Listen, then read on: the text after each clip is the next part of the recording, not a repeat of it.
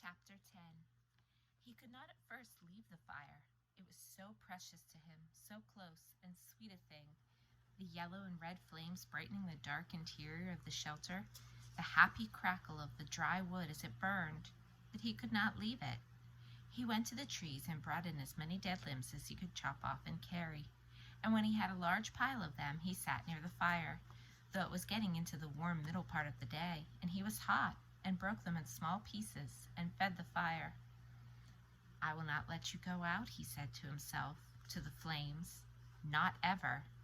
And so he sat through a long part of the day, keeping the flames even, eating from his stock of raspberries, leaving to drink from the lake when he was thirsty. In the afternoon, toward the evening, with his face smoke-smeared and his skin red from the heat, he finally began to think ahead to what he needed to do. He would need a large wood pile to get through the night. It would be almost impossible to find wood in the dark, so he had to have it all in and cut and stacked before the sun went down. Brian made certain the fire was banked with new wood, then went out of the shelter and searched for a good fuel supply. Up the hill from the campsite, the same windstorm that left him a place to land the plane, had that only been 3-4 days ago, had dropped 3 large white pines across each other. They were dead now, dry and filled with weathered, dry, dead limbs, enough for many days. He chopped and broke and carried wood back to the camp, stacking the pieces under the overhang until he had what he thought to be an enormous pile, as high as his head and 6 feet across the base.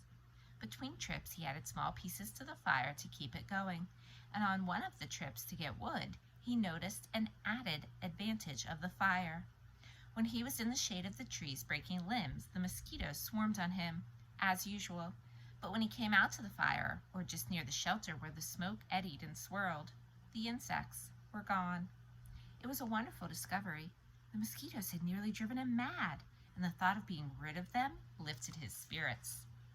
On another trip, he looked back and saw the smoke curling up through the trees and realized, for the first time, that now he had the means to make a signal. He could carry a burning stick and build a signal and perhaps attract attention, which meant more wood, and still more wood. There did not seem to be an end to the wood he would need, and he spent all the rest of the afternoon into dusk making wood trips. At dark, he settled in again for the night next to the fire with the stack of short pieces ready to put on, and he ate the rest of the raspberries. During all the work of the day, his leg had loosened, but it still ached a bit, and he rubbed it and watched the fire and thought for the first time since the crash that he might be getting a handle on things, might be starting to do something other than just sit. He was out of food, but he could look tomorrow, and he could build a signal fire tomorrow and get more wood tomorrow. The fire cut the night coolness and settled him back into sleep, thinking of tomorrow. He slept hard and wasn't sure what awakened him, but his eyes came open and he stared into the darkness. The fire had burned down and looked out, but he started with a piece of wood and found a bed of coals still glowing hot and red. With small pieces of wood and careful blowing, he soon had a blaze going again. It had been close. He had to be sure to try and sleep in short intervals so he could keep the fire going, and he tried to think of a way to regulate his sleep. But it made him sleepy to think about it, and he was just going under again when he heard the sound outside. It was not unlike the sound of the porcupine, something slithering and being dragged across the sand, but when he looked out the door opening, it was too dark to see anything. Whatever it was stopped making that sound in a few moments, and he thought he heard something sloshing into the water at the shoreline. But he had the fire now and plenty of wood, so he wasn't as worried as he had been the night before. He dozed, slept for a time, awakened again just at dawn-gray light, and added wood to the still smoking fire before standing outside and stretching. Standing with his arms stretched over his head and the tight knot of hunger in his stomach, he looked toward the lake and saw the tracks. They were strange. A main center line up from the lake in the sand with claw marks to the side, leading to a small pile of sand, then going back down to the water. He walked over and squatted near them, studied them, tried to make sense of them.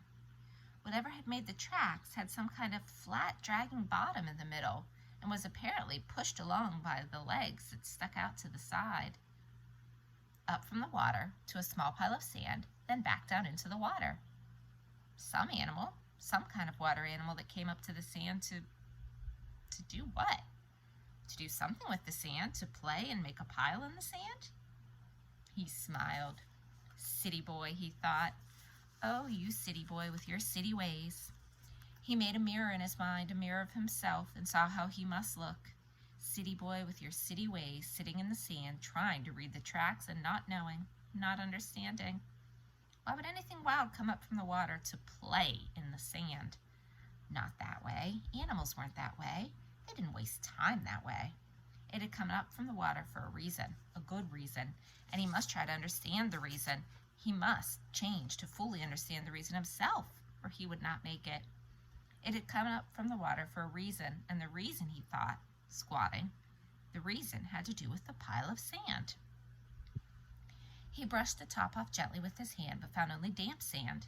Still, there must be a reason, and he carefully kept scraping and digging until, about 4 inches down, he suddenly came into a small chamber in the cool, damp sand, and there lay eggs, many eggs, almost perfectly round eggs the size of table tennis balls.